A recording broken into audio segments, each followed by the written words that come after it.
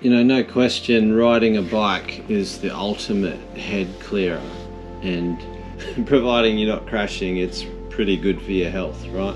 But it's amazing what a stationary motorcycle can do for you. I think, you know, if you're so maxed out and you've got so much going on in your life, mortgage, land, building a house, raising the kids, all that, right? To have another focus, and it's what you love doing, incrementally piecing together a second-hand motorcycle. The simple excitement of step by step bringing a bike from a effective rust bucket.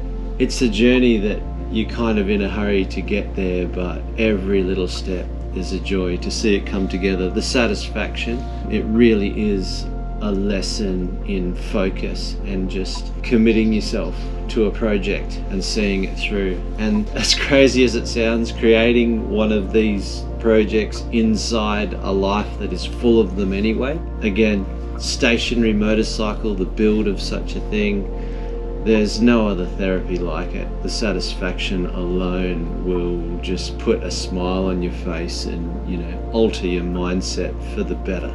But for all of you following the Ironhorse series, the motor looks $1 million, right? 96,000 Ks on the clock. I just pulled it out of the frame, scrubbed it up as best as I could, got rid of any of the corrosion, you know, wire brushed it and high pressure cleaned it, that's it.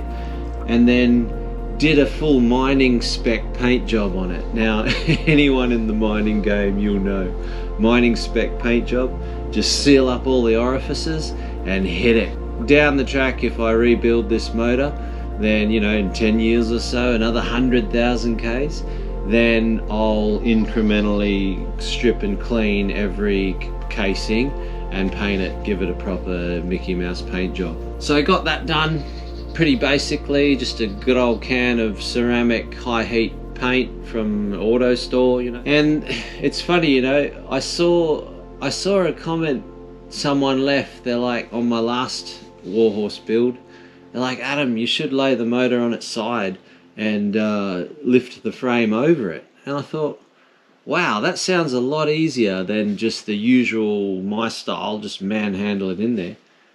So I tried this, and my brain just does not work that way, or the Japanese never intended it to go in such a fashion. But for the life of me, I could not get that frame over that motor to fit. In fact, I even jammed it on there and had to abort. Unbelievable. So I just stuck with what I know, lifted the frame up, put the bubble wrap in the base, and dropped her in there in seconds. Sorry, old mate, whoever left that bit of advice, it just didn't work for me. It didn't fit my brain. Here's something really important that you should all know if you're building a bike, and I reckon any good engine builder that works on a race team that really understands and knows bikes, this is an important one, right? And I reckon it's the difference between that bike that is just forever failing and shit going wrong with it, and that one that just faultlessly does 200,000 Ks. Vibration is a motorcycle killer, and how that vibration channels is very important. When you get the motor in, just start fitting all the mounting bolts through, right? You just want to get them through. The three most important axes from this motor to the rear wheel is the front sprocket, swing arm pivot, and rear sprocket. Now, the rear sprocket's irrelevant for the minute, but what you got to understand is when you drop a motor in, there's actually a lot of movement and tolerance between all the mounting points. And you want to put priority on the right ones. And it's interesting how Honda have designed this. They have this funky little, it's a 45-degree mount bracket, which means no matter what happens, it has to be on this dead axis. It's not a huge mount, it's not a strong mount, and it's just bolted into the head.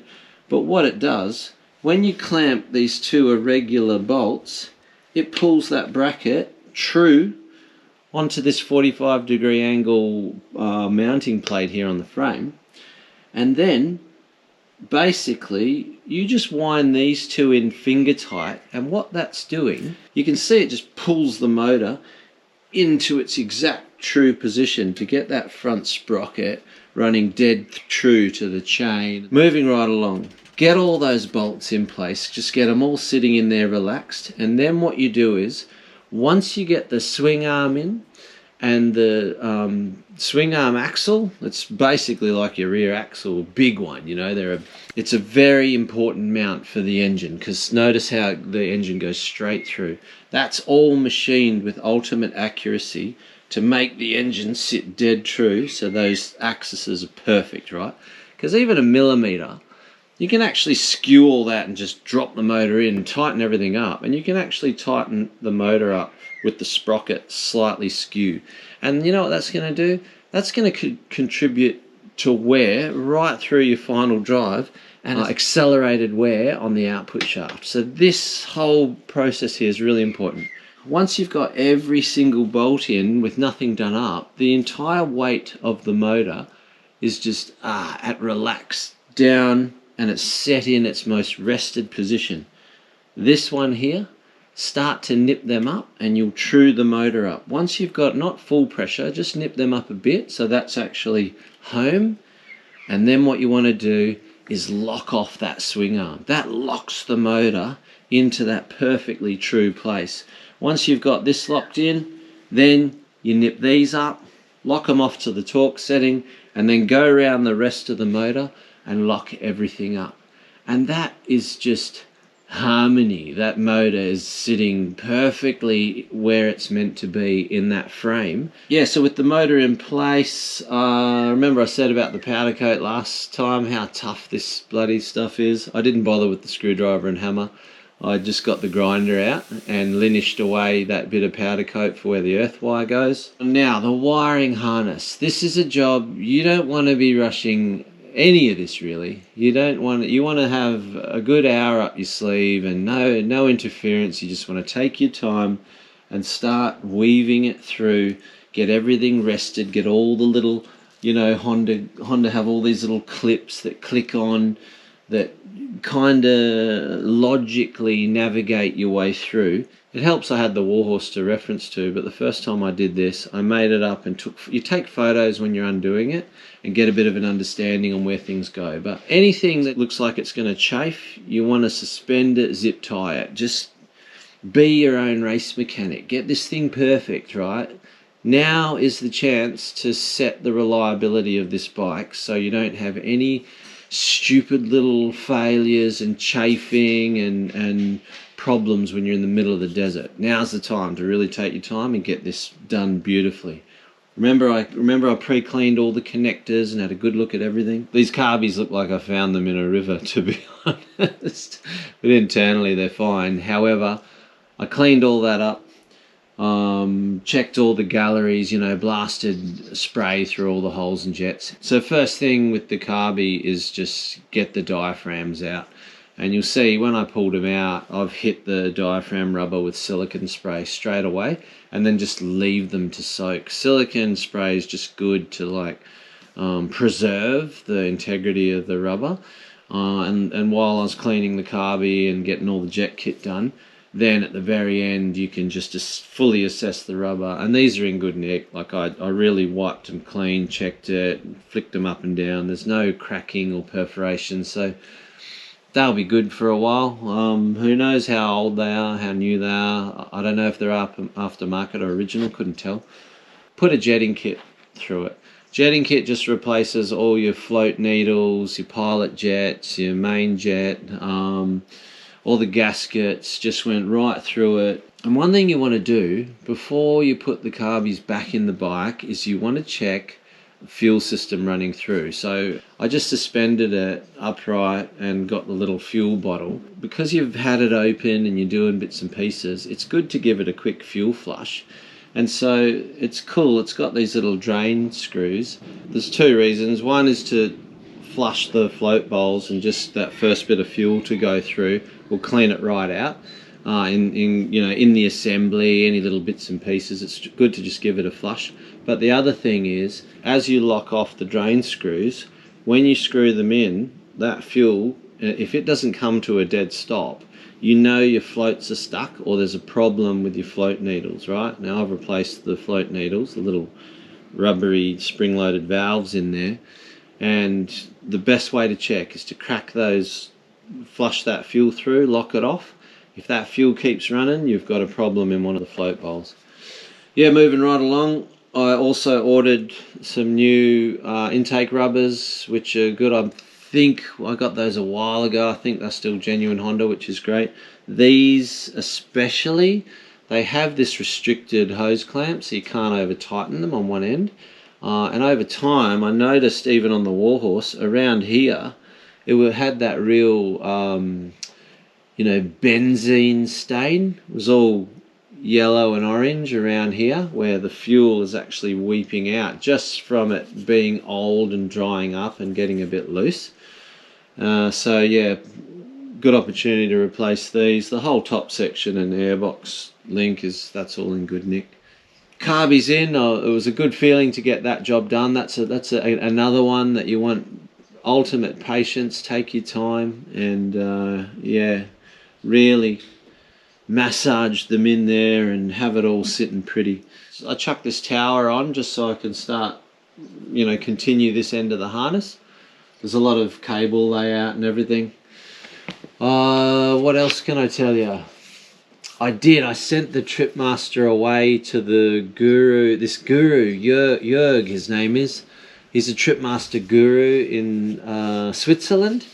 And it's awesome because the whole crew on that XRV 750 Facebook page, I posted on there with my Tripmaster saying, hey, who's the guru?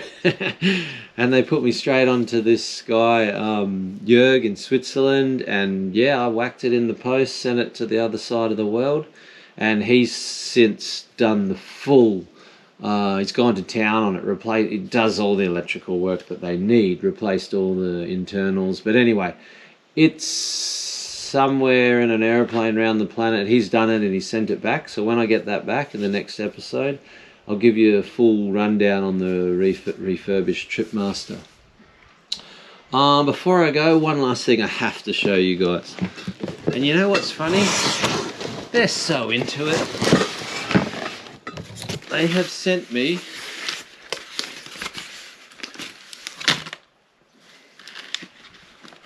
you guessed it,